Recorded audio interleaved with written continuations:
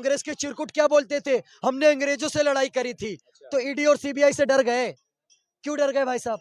आप नीतीश साल जी को हो गया 15 से 16 साल बिहार में उनकी सरकार, उन्होंने कुछ उखाड़ तो पाया नहीं।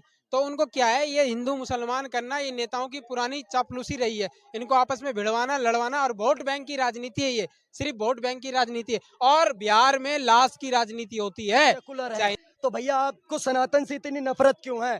खासकर राहुल गांधी, आपके मां ठग बंधन को सनातनियों से और उनके त्योहारों से, उनके धर्म की पूजाओं से आपको नफरत क्यों है? जब बात आती है रमजान की तब तो आप टोपी पहन के इफ्तारी करने चले जाते हैं, लेकिन जब बात आ रही है नवरात्रों की तो आपको क्या दिक्कत है डीजे बजने में? ये पूछो साधु की, पूछ लीजिए ज्ञान, और मोल करो तलवार का, पड़ा रहने दो म्यान। अरे भैया आप गरीबी के आधार पर बताइए ना कि भैया श्यामलाल गरीब है, अभिषेक गरीब है, सारे सनातनी अब जाति कहां से लेकर के आ रहे हैं? अच्छा एक बात बता दीजिए, मैं ठाकुर, आप ब्राह्मण, ये वैश्य वो शूद्र, इससे गरीबी खत्म हो जाएगी? अभिषेक ठाकुर, आप 2024 में किसको देखना चाहते हैं आप? देखिए जिस प्रकार से भारत ने 2014 के बाद से दिन दुगनी रात चौगुनी तरक्की करी है इन विगत 9 वर्षों में, तो कहीं ना कहीं प्रधानमंत्री जी मोदी जी का हैट्रिक पक्का है। ये तो तय है, क्योंकि देश की जनता जो प्यार दिखा रही है उनके प्रति, जो प्रधानमंत्री जी का एक तरीके से छवि है जनता के अंदर, उसका उनको फायदा मिलेगा। 2024 में प्रधानमंत्री जी तीसरी बार पूर्ण बहुमत के साथ आने वाले हैं, इसमें कोई दो राय नहीं। वही विपक्ष कह रहे हैं 2024 में जनता उनके साथ है, जो इंडिया अलायंस गठबंधन जो बनी है उनके साथ है, और मोदी जी को अब की बार उखाड़ फेंकेंगे। देखिए एक बात बताता हूं मैं आपको कि ये सारे महाभ्रष्टाचारी, महाठगबंधन, करप्ट सम्मेलन के लोग, आज एक बात बताइए, जब देश का सारा विपक्ष एक साथ आ जाए तो सोच लेना देश का राजा ईमानदार है। ये बात चाणक्य की नीति में लिखी हुई है। आज सारा विपक्ष एक साथ आ गया क्योंकि नरेंद्र मोदी ईमानदार है, प्रधानमंत्री शेर का बच्चा है। ये जितने भी भ्रष्टाचारी, महाठगबंधन, वही अरविंद केजरीवाल है जो 2014 से पहले सोनिया गांधी को ट्रैक्टर भर भर के गाली देते थे। आज वही अरविंद केजरीवाल उनके साथ गलवैया मिला करके बैठे हुए। क्यों? क्योंकि इन सबको सिर्फ और सिर्फ इनके भ्रष्टाचारों से, सजा से बचना है, क्योंकि इनको पता है प्रधानमंत्री मोदी जी 2024 में नियुक्त होकर के जन समर्थन के साथ आएंगे और 2025 तक ये सारे जेल में जाएंगे। क्योंकि चाहे शराब घोटाला ले लो, चाहे मनी लॉन्ड्रिंग ले लो, चाहे इनके मसाज मंत्री के कृत्य ले लो, जो भी घोटाले सब खुल के सामने आ जाएंगे। आज एक बात बताइए, Sonia Gandhi national Herald case में 50,000 की जमानत पर है, Rahul Gandhi national Herald case में 50,000 की जमानत पर है, इनके मुख्यमंत्री सिद्धारमैया कर्नाटक पे, उन पे ऊपर 54 भ्रष्टाचार के मुकदमे चल रहे। इतनी तो राहुल गांधी की उम्र नहीं है जितनी सिद्धारमैया पे मुकदमे चल रहे हैं। तो जनता आज चोरों, एक नारा चला था, पहले लड़े थे गोरों से, अब लड़ेंगे चोरों से। तो देश की जनता इन चोरों से लड़ेगी और इनको साइड करेगी, जैसे 2014 में करा, 19 में करा है। जो आपने भी नामों गिनवाया, बहुत सारे नाम आपने गिनवा दिए, बहुत सारे एफआईआर गिनवा दिया आपने, पर वही विपक्ष का दावा है, वो कह रहे हैं कि बीजेपी केंद्र के होने की फायदा उठा रहे हैं, वो अपना ईडी कहीं भी घुमा दे रहे हैं, अपने इशारों पे घुमा रहे हैं। एक बात बताइए, प्रवर्तन निदेशालय किसी की जेब का वो थोड़ी है। आप सुप्रीम कोर्ट में जाइए, मनीष सिसोदिया के लिए भी तो बोलते थे आप कि मनीष सिसोदिया के पास झुंझुना नहीं मिलेगा, 80 करोड़ रुपए मिले कि नहीं मिले। आज एक बात बताइए, ये ईडी ने बोला किसी की, अगर आपके दोस्त आकर के बोल रहा है कि मैंने आपको 30 लाख रुपए दिए, वो ट्रांजेक्शन दिखा रहा है कि हाँ भैया आपको 30 लाख रुपए दिए, वो ईडी ने दिए हैं क्या आपको? मोदी जी ने दिए हैं क्या? आपका दोस्त आके खुद बता रहा है कि मैंने अरविंद केजरीवाल जी को 30 लाख रुपए दिए हैं, तो उसमें ईडी का क्या कसूर है? और भैया अगर ईडी से भी इतना भय खा रहे हैं तो कांग्रेस के चिरकुट क्या बोलते थे, हमने अंग्रेजों से लड़ाई करी थी। तो ईडी और सीबीआई से डर गए। क्यों डर गए भाई साहब? आप तो अंग्रेजों से लड़े थे। आप खुद कहते हैं चीख चीख करके, वो कहता है मैं गांधी हूँ, मैं सावरकर नहीं हूँ, मैं माफी नहीं मांगूंगा। तो आप सावरकर बन भी नहीं सकते, क्योंकि सावरकर बनने की सबसे बड़ी निशानी आपको देशभक्त बनना पड़ेगा, और राहुल गांधी जी देशभक्त है नहीं। दूसरी चीज भैया, ईडी और सीबीआई अगर गलत भी कर रही है तो देश के सर्वोच्च न्यायालय पे सबको भरोसा है। क्यों 6 महीने से मनीष सिसोदिया को जमानत नहीं मिल रही? बताइए आप मेरे को। क्यों इनके मसाज मंत्री, नाम ले लूं सत्येंद्र जैन, क्यों उनको जमानत नहीं मिल रही? वही सुप्रीम कोर्ट अगर राहुल गांधी की सदस्यता बहाल कर देता है तो सुप्रीम कोर्ट बहुत अच्छा है। वही सुप्रीम कोर्ट जब कांग्रेस पार्टी के विरुद्ध फैसला दे दे तो सुप्रीम कोर्ट को भी बीजेपी ने खरीद लिया। ये तो वो लोग हैं पत्रकार महोदय, आप 15 सेकंड इनके आगे माइक, मेरे आगे ज्यादा माइक लगा देंगे तो आपको भी गोदी मीडिया बोल देंगे कि मिकी हुई मीडिया है।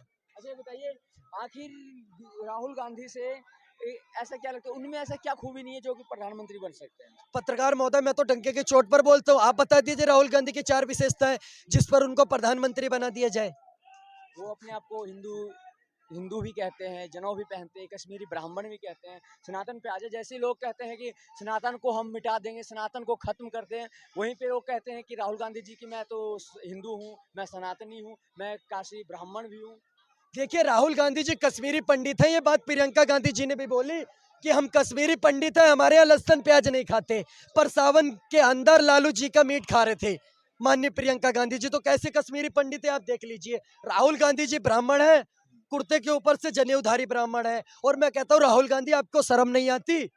आपके ही गठबंधन का एक व्यक्ति खड़े होकर के बोलेगा कि मैं सनातन धर्म का उन्मूलन करूंगा, सनातन धर्म को डेंगू बोल रहा है, मलेरिया बोल रहा है, और आप शीशे के आगे खड़े होकर के आईने में भी आपको शर्म नहीं आती कि आप उनसे गठबंधन तोड़ दें? ये कैसे हिंदू हैं आप?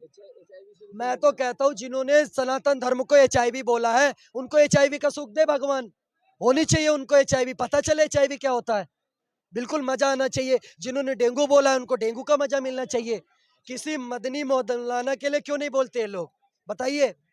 क्योंकि हमारा सनातन धर्म क्या सिखाता है? वसुदेव कुटुंबकम, सर्वे भवन्तु सुखना। आप बताइए, हम कहते हैं हमारी धरती, पूरी धरती परिवार है, हम ये बोलते हैं हमारी पूरी धरती परिवार है। अब हम भी उसी तरीके से, हमारा सनातन धर्म है। आप बताइए कि कोई जाकर के किसी के गर्दन काट दी हो और जय श्री राम के नारे लगाए हो, 25 किलो आरडीएक्स लिया हो, किसी ने फट गया हो जय श्री राम बोल के, एक उदाहरण बता दीजिए आप। एक चीज आप बताइए, जैसे जैसे 2024 का चुनाव नजदीक आ रहा है तो एक हिंदुत्व, मुस्लिम और सिख ईसाई ऐसे बढ़ता जा रहा है। और जैसे भी बिहार में आपने देखा दुर्गा पूजा पंडाल, दुर्गा पूजा जो चल रहा है अभी खत्म हो गया है, तो दुर्गा पूजा पंडाल में बॉक्स, डीजे, स्पीकर सब बैन कर दिया गया। तो क्या ये चुनावी मुद्दा है या कुछ और है? देखिए, दुर्गा पंडाल में भारत 110 करोड़ सनातनी भारत में रहते हैं, ये सनातनियों का देश है। बिल्कुल एक तरीके से कहना चाहूंगा, एक तरफ एक बात करते हैं ये लोग कि हम सेकुलर हैं, तो भैया आपको सनातन से इतनी नफरत क्यों है? खासकर राहुल गांधी, आपके मां ठगबंधन को सनातनियों से और उनके त्योहारों से, उनके धर्म की पूजाओं से आपको नफरत क्यों है? जब बात आती है रमजान की, तब तो आप टोपी पहन के इफ्तारी करने चले जाते हैं, लेकिन जब बात आ रही है नवरात्रों की, तो आपको क्या दिक्कत है डीजे बजने में? ये कोई मातम यात्रा है क्या? ये बताइए। आपने कहा 110 करोड़ सनातनियों का बिल्कुल देश है, 110 करोड़ तो सनातनियों का देश है। 25 करोड़ मुसलमानों का भी तो देश है। बिल्कुल देश है, किसने मना करा है? आप देखिए उत्तर प्रदेश में, एक उत्तर प्रदेश में 22 करोड़ आबादी है, जिसमें से 20% मुस्लिम आबादी है। वो तो सौहार्दपूर्ण तरीके से सारे धर्म की यात्रा निकलती है वहां से, सारे धर्म की पूजा इस तरह अपनाए होती है, किसी को कोई दिक्कत नहीं है। क्यों? क्योंकि प्रशासन सख्त है, उसे पता है कि पत्थर उठाओगे तो सुबह बुलडोजर भी चलेगा, अगले चौराहे पर ठोक भी देंगे, चाहे वो हिंदू हो, चाहे मुसलमान हो, सिख हो, ईसाई हो। गलत के साथ गलत होगा, सही के साथ सही होगा। आप एक बात बताइए ना, ये एक भी इनको बताइए, जो जिस प्रकार से हमारे त्योहारों पे बैन लगाने का काम करते हैं, इनकी औकात है तो ईद के दिन लगा दे लॉकडाउन। ये अच्छा औकात है नीतीश कुमार की, तो लगा दे ईद के दिन लॉकडाउन। अच्छा, 2024 के जैसे जैसे चुनाव नजदीक आ रहा है, जातीय जनगणना का भी सनातन, एक से एक मुद्दे खड़े हो रहे हैं, तो क्या ये 2024 का माहौल बनाने के लिए खड़ा किया जा रहा है? देखिए सर, 100 बात की एक बात, जातीय जनगणना और ये जो आप क्या कह रहे हो सनातन धर्म के ऊपर। हाँ। सर सनातन धर्म जो होता है ना, हम हिंदुओं में हमारा क्या विचारधारा है, हम सनातन भाइयों का विचारधारा रख रहा हूँ। सजदे से हमको मतलब है नहीं किसी से काम, और हाथ खुले तो अल्लाह अल्लाह, हाथ जोड़े तो राम। ठीक है, हम आपके धर्म पे टीका टिप्पणी नहीं करते, हम किसी भी धर्म को छोटा नहीं कहते, लेकिन हम अपने धर्म को छोटा होते हुए देख भी नहीं सकते। कोई हमारे धर्म पे टीका टिप्पणी करे, उंगलीबाजी करे, तो हम शांति नहीं बैठेंगे। साफ बात है। अगर हम आपके खुदा का, आपके भगवान का इज्जत कर रहे हैं, तो आप भी हमारे भगवान का इज्जत करो।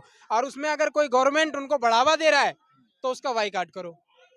अभी भी बिहार में दुर्गा पूजा पंडालों में जो बॉक्स, स्पीकर, डीजे बजाया जाता है, हर एक चीज पे बैन लगा दिया गया है। तो अगर हमारे नवरात्रों में ये डीजे नहीं बजेगा, गाना बजाना नहीं बजेगा, तो क्या बजेगा?